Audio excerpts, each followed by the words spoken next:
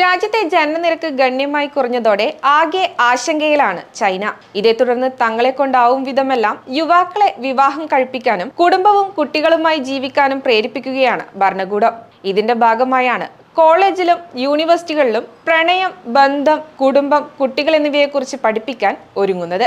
ഇങ്ങനെ love education നൽകിയാൽ വിദ്യാർത്ഥികളിൽ വിവാഹം, കുടുംബം, കുട്ടികൾ ഇവയൊക്കെ കുറിച്ച് പോസിറ്റീവായ മനോഭാവം വരുമെന്നാണ് ചൈനയുടെ പ്രതീക്ഷ. പ്രണയം, വിവാഹം, കുഞ്ഞുങ്ങൾ എന്നിവയെല്ലാം പോസിറ്റീവായി കാണുന്ന ഒരു സംസ്കാരം വളർത്തിയെടുക്കാൻ അത് സഹായിക്കുമെന്നും ചൈന പ്രതീക്ഷിക്കുന്നു. കുഞ്ഞുങ്ങളുണ്ടാവുന്നതിന് അനുയോജ്യരായി ചൈന കണക്കാക്കുന്നത് യുവാക്കളെയാണ്. എന്നാൽ വിവാഹത്തോടും കുടുംബത്തോടും കുഞ്ഞുങ്ങളോടും ഒക്കെയുള്ള ചൈനയിലെ യുവാക്കളുടെ കാഴ്ചപ്പാട് പല കാരണങ്ങൾ കൊണ്ടും മാറിയിരിക്കുകയാണ്. പല യുവാക്കൾക്കും ഇതിനോടൊന്നും ഒരു താല്പര്യവുമില്ല. ഈ സാഹചര്യത്തിലാണ് വിദ്യാർത്ഥികളിൽ ബന്ധങ്ങളുടെയും വിവാഹത്തിന്റെയും പ്രാധാന്യത്തെക്കുറിച്ച് ബോധ്യമുണ്ടാക്കാൻ കോഴ്സുകൾ ആരംഭിക്കുന്നത്. വിവാഹം, പ്രണയം എന്നിവയെല്ലാം പഠിപ്പിക്കുന്ന കോഴ്സുകൾ വാഗ്ദാനം ചെയ്യണം. അതിലൂടെ വിദ്യാർത്ഥികളിൽ ബന്ധങ്ങളുടെയും വിവാഹത്തിന്റെയും പ്രാധാന്യത്തെക്കുറിച്ച് ബോധ്യമുണ്ടാക്കണം.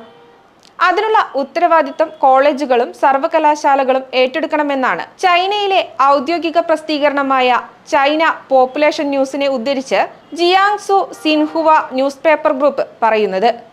അതേസമയം ജനനനിരക്ക് വർദ്ധിപ്പിക്കാൻ ആളുകളെ പ്രോത്സാഹിപ്പിക്കുന്നതിനായി പല പദ്ധതികൾക്കും ചൈന രൂപം കൊടുത്തിട്ടുണ്ട്.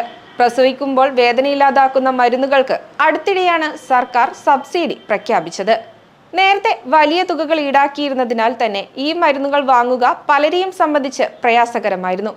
അതിനിടയിലാണ് കുഞ്ഞുങ്ങൾക്ക് ജന്മം നൽകുന്നതിനെ പ്രോത്സാഹിപ്പിക്കുന്നതിനായി സർക്കാർ മരുന്നുകൾക്ക് സബ്സിഡി ഏർപ്പെടുത്തിയത്.